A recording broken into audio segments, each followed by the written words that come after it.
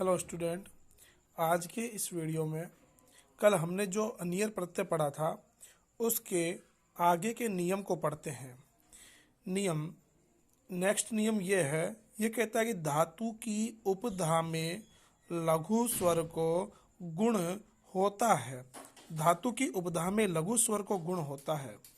तो गुण क्या है कि यदि ई है तो ए होगा, ऊ है तो ओ होगा और री के स्थान पर अर हो जाता है। ये तो हो गया गुण। अब बात आती है कि उपधा किसे कहते हैं। तो मैंने आपको क्लास के अंदर भी समझाया था और आज पुनः समझिए उपधा किसे कहते हैं। तो उपधा कहते हैं कि अंतिम वर्ण से ठीक पहले वाला वर्ण उपधा कहलाता है। अंतिम वर्ण से ठीक पहले वाले वर्ण को क्या कहेंगे हम? उपधा। जैसे कि लिख धातु है तो लिख धातु का जब हम इसका विच्छेद करेंगे, पदच्छेद करेंगे, तो ली यानी ल हलंत, ल में से ई को हटा दो तो ल हलंत रह गया, तो ल और ई इससे मिलकर के तो ली बन गया और ख हलंत है। तो लिख धातु का अंतिम वर्ण है ख और इस ख से पहले ई, यह आपकी उपधा कहलाती है। अर्थात अंतिम वर्ण से ठीक पहले वाले वर्ण को हम उपधा कहते हैं। तो यह जो ई है, यह ई आपकी उपधा कहलाएगी। इसलिए इस उपधा में स्थित ई, इस ई के स्थान पर ए गुण हो जाता है। यानी उपधा में ई आएगा तो ए कर दो, ऊ आएगा तो ओ कर दो, री आएगा तो अर कर दो, इसे गुण कहते हैं।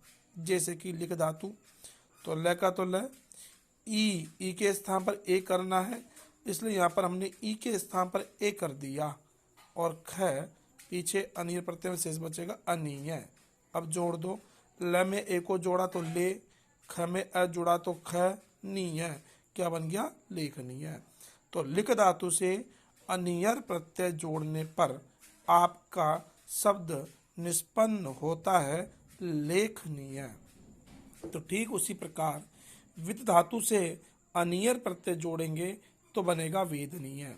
कैसे कि धातु की उपधा, उपधा कहते हैं हम अंतिम वर्ण से ठीक पहले वाला वर्ण। तो यहाँ पर भी देखो विद, विद का पदच्छेद करेंगे तो व प्लस ई प्लस द, तो द अंतिम वर्ण द से पहले उपधा में कौन है? ई। तो इस वी में जो ई मिला हुआ है, इस ई के स्थान पर हो जाएगा ए, यानी इस ई को हटा करके ए कर दो तो ये बन जाएगा वेदनीय। तो उसी प्रकार कुप धातु से अनियर प्रत्यय जोड़ेंगे तो ये बन जाएगा कोपनीय।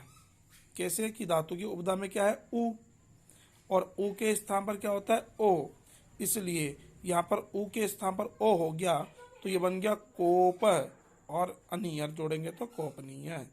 तो विद से वेदनीय, कुप से कोपनीय, बुध धातु से बोधनीय, गुप धातु से गोपनीय। देखो यहाँ सब में ऊ के स्थान पर ओ कर दिया, कोपनीय, बोधनीय, गोपनीय।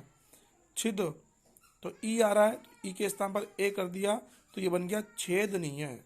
भिद तो भिद में ई आ रहा है तो ई के स्थान पर ए कर दिया तो ये बन गया आपका भेदनीय। धातु आपकी दृश्य प्रत्यय अनियर, तो वैसे तो आप इसको इस री के स्थान पर अर होता है, किंतु आप तो सीधे जोड़ दो कि यदि धातु की उपधा में इस प्रकार से नीचे री आ रहा है तो इसको आपको बाद वाले वर्ण के ऊपर र के रूप में चढ़ा देना है।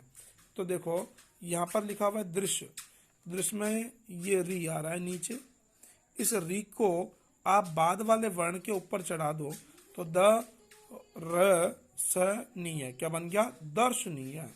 उसी प्रकार धातु है सृज, तो यहाँ पर भी नीचे री आ रहा है, इस री को बाद वाले वर्ण के ऊपर चढ़ा दो र के रूप में तो सृजनीय।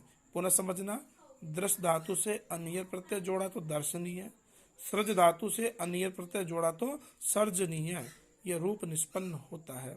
कुछ नहीं करना, नीचे जो री आ रहा है उसको हटा करके बाद वाले वर्ण के ऊपर लगा देना है। हाँ, किंतु ध्यान देने योग्य बात कि धातु की उपधा में लघु स्वर को तो गुण होता है किंतु दीर्घ स्वर को गुण नहीं होता है। पुनः समझिए कि धातु की उपधा में दीर्घ स्वर को गुण नहीं होता है, यानी लघु स्वर कोई गुण होगा, दीर्घ को गुण नहीं होगा। इसलिए दीप धातु से अनियर प्रत्यय जोड़ोगे तो दीपनीय बनता है, क्योंकि यहाँ उपधा में बड़ी ई है, दीर्घ स्वर है, तो बड़ी ई है, तो इसलिए इसके स्थान पर कोई परिवर्तन नहीं होगा और ये दीप का दीपनीय ही बन जाएगा।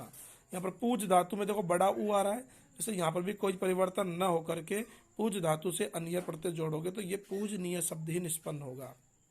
आज का गृह कार्य है बालकों, आपको निम्न 5 जो शब्द दिए हैं मैंने, इन शब्दों का निर्माण करना है।